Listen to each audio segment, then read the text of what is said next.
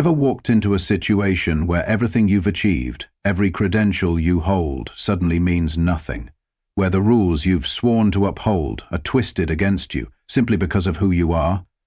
That's a reality far too many of us, particularly Black Americans, know intimately. Today we're not just telling a story, we're taking you on a journey with Serena Hayes, a brilliant Black FBI director who found herself staring down the barrel of injustice on a quiet highway. This isn't just about a traffic stop. It's a raw, unfiltered look at power, prejudice, and the unwavering fight for dignity. Get ready, because this is a ride you won't forget. Imagine knowing the law, enforcing the law, dedicating your life to justice. But when you're pulled over, the uniform staring back at you doesn't see your credentials, only the color of your skin. It's a reality far too many of us, especially Black Americans, navigate every single day.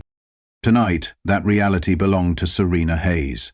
She was a force, a brilliant mind, and the newly appointed FBI regional director out of Atlanta, Georgia. Her career hadn't been given to her. She'd climbed every rung, demanded every promotion with sheer excellence and unwavering integrity. She knew the subtle biases, the microaggressions, the unspoken challenges that came with being a Black woman in a position of immense power. She'd conquered them all. But the street? The street was a different kind of battlefield, where uniforms didn't always read nameplates or agency IDs.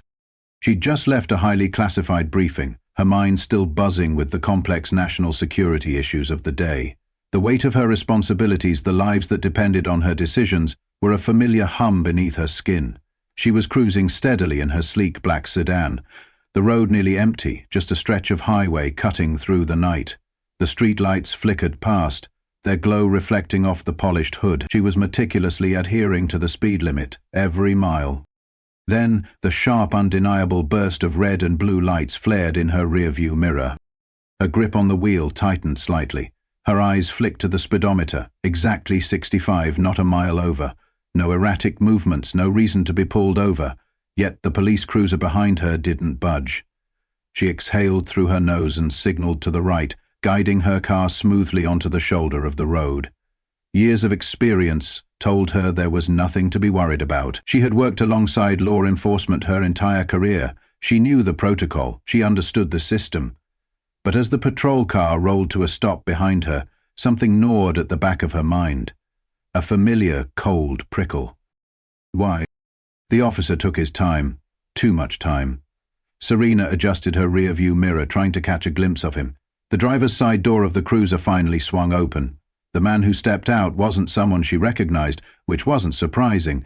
She didn't make it a habit to know every street cop in the state. But something about the way he moved, his posture, was stiff, almost aggressive. His left hand rested on his belt, fingers curled near his firearm, while his right hand swung a flashlight back and forth as he walked up to her window. She pressed the button to lower the glass, keeping both hands visible on the steering wheel. "Evening, officer." Her voice was calm, professional. The man peered down at her, his flashlight flashing across her face. Too long, too intrusive. "License and registration?" No greeting, no reason for the stop, just that. Serena held back a sigh. This wasn't normal. This wasn't protocol. "May I ask why I'm being pulled over?" she said evenly. The officer chewed his gum, staring at her for a bit too long before answering. "License. Registration." Serena didn't move right away. Her instincts, the same instincts that had saved her life more than once in her career, told her this wasn't going to be routine. She needed to control the situation before it escalated. She spoke carefully. "Sir, I'm reaching for my purse on the passenger seat."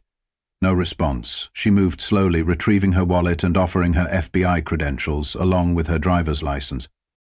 The officer didn't take them. His eyes flickered across the ID, then back up to her. His expression didn't change. "FBI, huh?" he drawled, the words dripping with something that wasn't respect, wasn't even curiosity. She nodded once. "Yes, sir." Silence. And then, "Step out of the vehicle." The words weren't loud, but they landed like a slap. Serena blinked. "Excuse me." The officer took a half step back, his right hand now hovering near his firearm. "Step out." The tension in the air thickened, pressing against her ribs. There was no reason for this. She had followed protocol to the letter. She had identified herself. Yet this man, this officer, was treating her like a threat. This wasn't about a traffic violation. This was about asserting dominance, about the uniform looking past her FBI badge to the color of her skin. She had seen this before, read the reports, seen the footage of how quickly things could spiral. For many, especially black people, a routine traffic stop can transform into a high-stakes test of survival. Your credentials may matter in an office, but on the street, perception can be a deadly weapon. Serena knew how fast things could go wrong. Her pulse was steady, but her mind was already running through her options. She knew how to survive. But before she could decide her next move, the officer's patience snapped. He reached for the door handle. And that's when she knew this wasn't just a traffic stop. This was something else entirely. But Serena Hayes wasn't going to let fear dictate what happened next, because she had spent her entire career preparing for moments exactly like this, and she wasn't going down without a fight. The stage was set for a dangerous power play, and the officer had just made his first fatal move. What happens when the people sworn to uphold the law choose to abandon it? When a badge becomes a weapon, and courtesy is replaced by menace? Serena was about to face a terrifying demonstration of unchecked power. The click of the car door handle sent a jolt through Serena's body. Not fear, not yet, but a sharp awareness. Her left hand shot out, gripping the inside handle before Officer Daniel Dan Miller could pull it open. "Sir, step back," she ordered, her voice firm but measured. "You are outside of protocol." Miller didn't move. If anything, his grip on the door tightened, his knuckles paling under the strain. "I said step out of the car." She could hear it now, the edge in his voice, the raw desire for control he was trying to exert. Serena had dealt with men like him before, men who mistook authority for dominance, who pushed lines to see how much they could get away with. But this wasn't some power-hungry bureaucrat in a suit. This was a man with a badge, a gun, and a temper that made him dangerous. She tightened her grip on the door handle. "On what grounds, officer?" For the first time, Miller hesitated. His lips parted as if scrambling for a response, but instead of answering, he did something worse. He took a step closer. The flashlight was still in his left hand, aimed directly at her face, blinding her to everything but his silhouette. "I don't have to explain myself to you." Serena didn't blink. "Actually, you do." The flashlight beam didn't waver, but his jaw flexed, irritation replacing whatever thread of composure he had left. "Lady? I don't give a damn who you work for." Serena's heartbeat was steady, controlled, but the reality of the situation was shifting. This wasn't just aggression. It wasn't just a cop overstepping. He wanted her to be afraid, and fear, that was something Serena Hayes did not allow herself to feel. "Then let's call your superior and see if he gives a damn," she said coolly. That set him off. The flashlight dropped, and before she could react, his free hand slammed against the roof of her car, hard. The sudden bang cut through the night, a sharp, violent sound that echoed down the empty stretch of road. "I said get out!" For the first time, Serena glanced at his nameplate, D. Miller. She would remember that. Her fingers itched to grab her phone, but she knew that any sudden movement could be misread. She had seen it too many times, so she kept her hands visible and leveled him with a look she had used in countless interrogations, one that stripped a man down to the truth of himself. "You're making a mistake." Miller let out a low, humorless chuckle. "No, the mistake was thinking you could pull rank on me." That's when she saw it, the shift in his stance, the way his right hand twitched near his belt. He was considering it. The air between them thickened. And then a second car pulled up. Red and blue lights swept across the scene as another patrol unit rolled to a stop behind Miller's cruiser. For the briefest moment, she felt relief. Another officer meant a witness, it meant accountability. But then she saw who stepped out. Another white officer, tall, broad-shouldered, no nameplate visible in the glare of the headlights. Miller didn't even glance back. That told her everything she needed to know. This wasn't backup. This was reinforcement. The second officer, Officer Reed, strode up beside Miller, his eyes flicking between them before settling on Serena. "Problem here?" he asked. Miller smirked. "Just dealing with a non-compliant driver." Serena stayed silent for a fraction of a second, weighing her options. She was outnumbered now and Miller knew it. Reed took a step closer. "Ma'am, step out of the vehicle." Not FBI Director Hayes, not even Miss Hayes, just ma'am. Have you ever felt that sinking realization that you are not being seen as a human being, let alone someone with authority? That in this moment your identity, your accomplishments, your very badge means absolutely nothing to the people holding the power? Serena had been in dangerous situations before, tactical missions gone wrong overseas, hostile negotiations in war zones. But this felt different. This wasn't a foreign battlefield, this was home, on a quiet American highway, and right now, home felt just as dangerous. She inhaled slowly, calculating her next move, because if she made the wrong one, she wouldn't be the one writing the report tomorrow. But they would. The tension settled in her bones, thick and suffocating. Reed positioned himself slightly behind Miller, a silent show of solidarity. This wasn't about law enforcement. This was about power. Her fingers rested against the steering wheel, her mind calculating her next move. If she refused, they would escalate. If she complied, she was at their mercy. There was no good choice. "Ma'am," Reed repeated, his voice deceptively calm. "Step out of the car." The protocol had unraveled, giving way to a dangerous power play. Serena was at the precipice, and the true test of her courage was just beginning. The air was thick with menace. Every choice was a trap, every breath a calculation.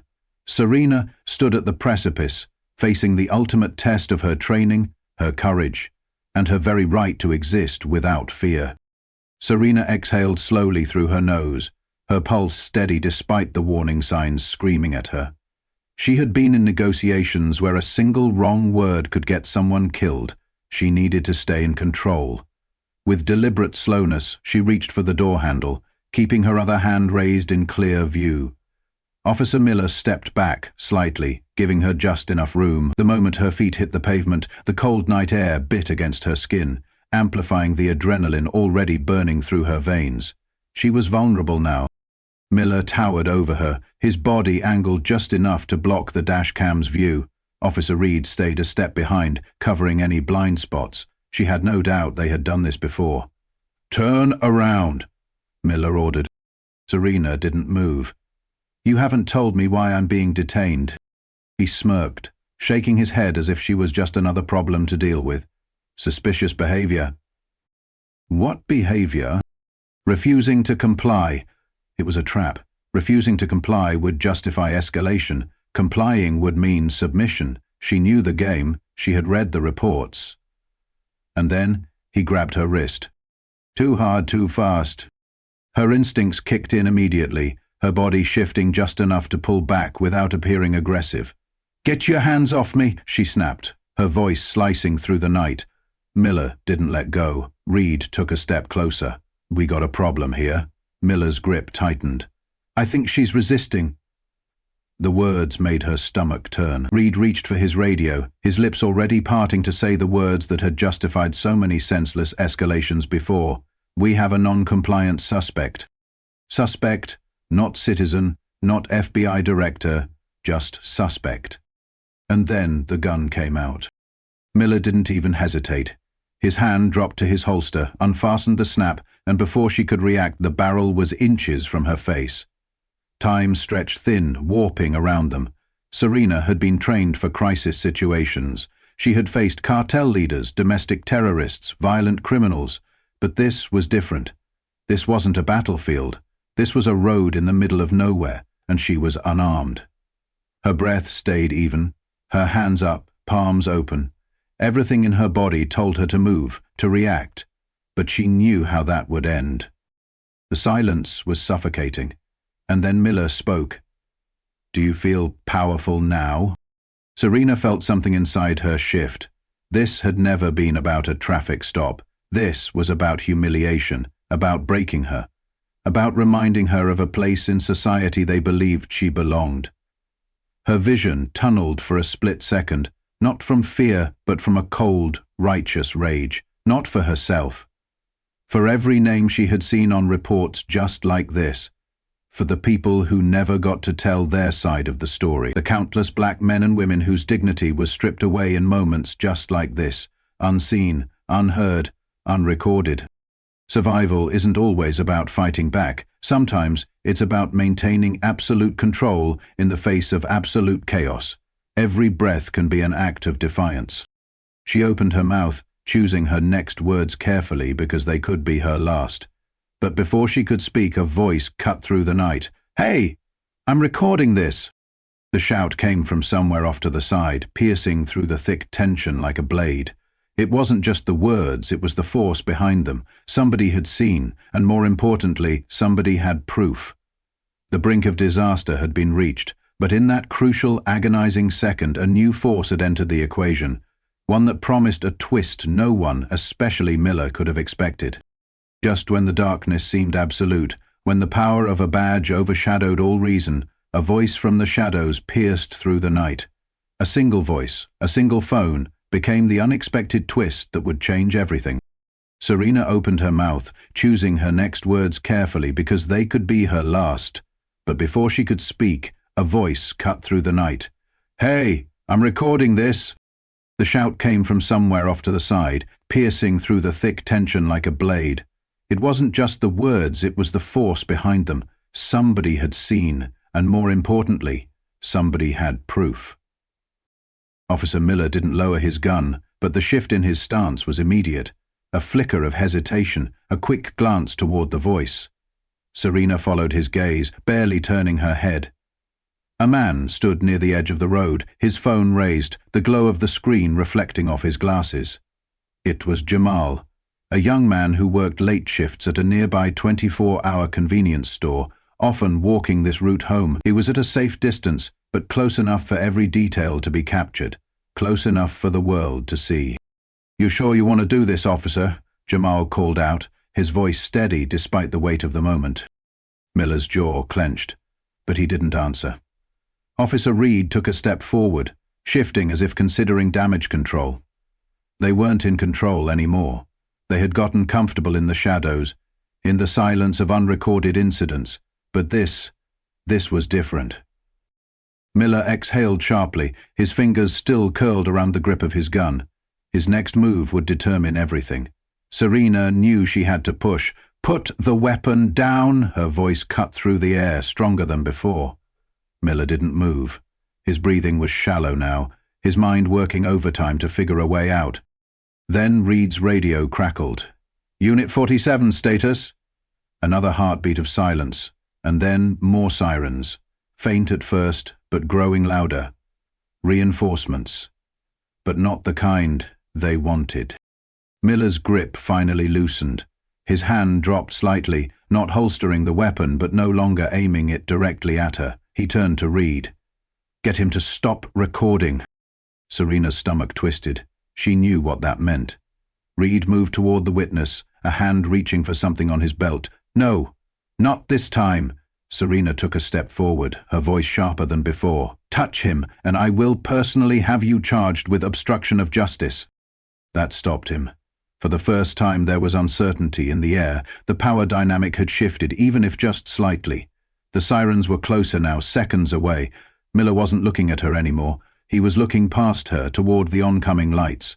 His mind was already spinning, searching for an exit strategy. Serena knew that look. Desperation. And desperate men made reckless choices.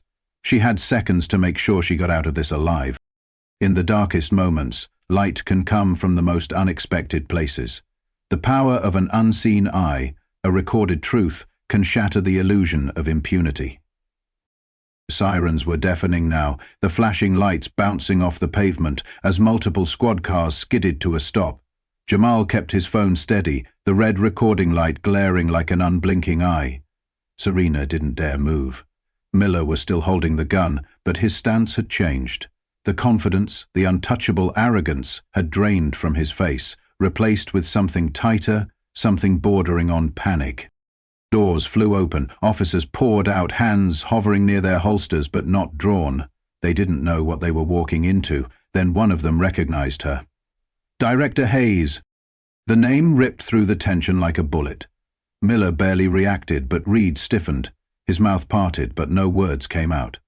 The officer who had spoken, a lieutenant by the insignia on his uniform, looked between them, taking in the scene. Serena standing with her hands up, Miller still gripping his weapon, Reed hovering, unsure what to do next. And then the witness, his camera rolling, documenting every second. Serena took the moment. She dropped her hands to her sides, not in surrender, but in reclamation. "Lieutenant," she commanded, her voice clear, unshaken, "I want these officers detained right now." Reed took a step back. "Hold on. Not another word," Serena snapped, her voice razor-sharp, cutting through whatever excuse he had been about to throw out. "I know exactly what this was, and so does he." She motioned toward Jamal, whose phone was still locked on them. The lieutenant hesitated.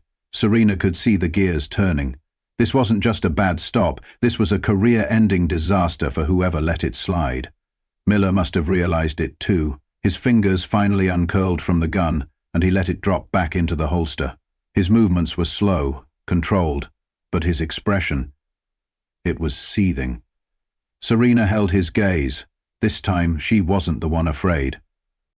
"This is a misunderstanding," Miller finally muttered, his voice low, like he knew the excuse sounded pathetic. Serena tilted her head slightly. "Oh? Then let's clear it up at headquarters. Call internal affairs. Call the DA. This isn't going away." Reed swallowed hard. His face had gone pale. The lieutenant finally moved. He turned toward the closest officer. "Cuff them both." "You've got to be kidding me," Miller snapped, his voice raw, full of the kind of disbelief that comes when a man who has gotten away with everything suddenly realizes, he won't this time. Serena didn't flinch. "You pulled a gun on the director of the FBI, Officer Miller. Let me know if you'd like to add resisting arrest to the list." She had spent her entire career watching justice almost happen, seeing cases get tangled in red tape, watching victims be treated like suspects. Not tonight. Miller was still breathing hard when the cuffs clicked around his wrists. Reed didn't resist. He just stared at the ground like a man who had finally realized he had bet on the wrong side. The lieutenant turned to Serena. "Director, are you—" "Get them out of my sight," she said flatly. And just like that, it was over. Or at least, this part was. Because Serena knew this wasn't just about two bad cops. This was about a system that let them thrive. And she wasn't about to let that slide. The stage was set for a new kind of battle, one that would redefine justice itself. The handcuffs clicked, a resounding echo of consequences long overdue. But this wasn't just about two bad apples. This was about a system, a culture, and the unwavering commitment to forge a justice system that truly serves everyone, regardless of their skin. Officer Miller was still breathing hard when the cuffs clicked around his wrists. He stood rigid, his face twisted with disbelief as officers led him and his partner, Officer Reed, toward the waiting squad cars. "This is a misunderstanding," Miller finally muttered, his voice raw, pathetic. Serena's voice was calm, resolute, cutting through his pathetic excuse. "Then let's clear it up at headquarters. Call internal affairs. Call the DA. This isn't going away." Reed didn't resist. He just stared at the ground, like a man who had finally realized he had bet on the wrong side. The lieutenant who had taken charge gave a sharp nod to the closest officer. "Cuff them both." Serena watched as they were led away, the flashing lights casting long, eerie shadows. She took a slow, deep breath, willing herself to stay composed. Anger wouldn't serve her now. Action would. Jamal, the witness, was still standing on the shoulder of the road, his phone now lowered but still recording. His gaze met hers. "You good?" he asked, his voice steady. "Thanks to you," Serena replied, a genuine smile touching her lips. Jamal hesitated. "They do this all the time, just not to someone like you." That stung. In a way, it stung more than anything Miller had done. Because Jamal was right. This wasn't new. This wasn't unique. She just happened to have the power to do something about it. For every Officer Miller who was caught, how many more were operating in the shadows? For every Serena Hayes who had a badge of her own, how many black men and women, fathers and mothers, sons and daughters, faced this terrifying reality alone, with no witness, no power, no recourse? More officers arrived. Some of them eyed Miller and Reed with barely concealed judgment. The lieutenant walked back toward Serena. "Director Hayes," he started carefully, Do you want to press charges personally or—" Serena shook her head. "This isn't personal, this is systemic." She looked him dead in the eye. "I'll be filing an official report first thing in the morning, and I want internal affairs involved immediately." She wasn't finished. "I also want access to both of their disciplinary records, full transparency." The lieutenant hesitated. "If you think I'm letting this get buried, Lieutenant, you don't know who you're talking to." Silence. Then a reluctant, "Understood." "Good," Serena said, because this wasn't just about one traffic stop. This was about all the ones that never got recorded, all the lives that were unjustly impacted. The footage hit the news before dawn. By noon, the Justice Department had announced a formal investigation. Officer Miller was stripped of his badge and booked for assault with a deadly weapon. Officer Reed was suspended indefinitely. The police department released a public statement, one of those carefully worded, damage control kind of statements. But the world had already seen the truth. And the truth, when exposed, had consequences. Serena watched the coverage from her office, her fingers steepled under her chin. The story was spreading fast, dominating every news cycle. She knew what came next: the calls, the press conferences, the political maneuvering from people who would pretend to care while silently wishing she had just let it go. But she wasn't letting anything go. Her phone buzzed. She glanced at the screen, an unknown number. Normally she wouldn't answer. Tonight she did. "Director Hayes?" A pause, then a familiar voice. It was Jamal, the witness from that night. "Just wanted to say I appreciate what you're doing. Most people wouldn't." Serena leaned back in her chair, a slow breath leaving her chest. "Most people don't have the power to," she said quietly. A pause, then, "But I do." And for the first time in a long time, she felt something close to hope. Justice doesn't happen in silence. It happens when people refuse to look away.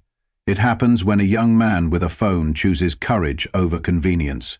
It happens when those in power, like Serena, wield their authority not for personal gain, but for the fundamental rights of every single human being. It's a long road, but with every step taken, every voice raised, every truth revealed, a new dawn for justice begins. And that in itself is a victory. The sun still rises on the highways of America, but for Serena Hayes, and for countless black individuals who have navigated similar unseen barriers, this single night etched a powerful truth into the fabric of justice. Her story is a stark reminder that while badges are meant to protect, prejudice can weaponize them, turning routine stops into terrifying battles for dignity. It echoes the experiences of our community, highlighting the resilience, courage, and sheer strength it takes to demand respect when the system is designed to deny it. Serena's fight wasn't just for herself. It was for every person who ever felt invisible, for every truth that was buried in silence. If Serena's journey resonated with you, if you've ever faced that quiet dismissal, that unjust challenge, or that feeling of being judged before you even speak, know that you are not alone. Your experience, your voice, and your fight for dignity matter. Speak up, document, demand accountability, because justice doesn't happen in silence. It happens when we collectively refuse to look away. Hit that like button if this story moves you, subscribe to join our community, and share your own experiences in the comments below. Let's keep these vital conversations alive, because together we can build a future where every single one of us is seen, valued, and respected.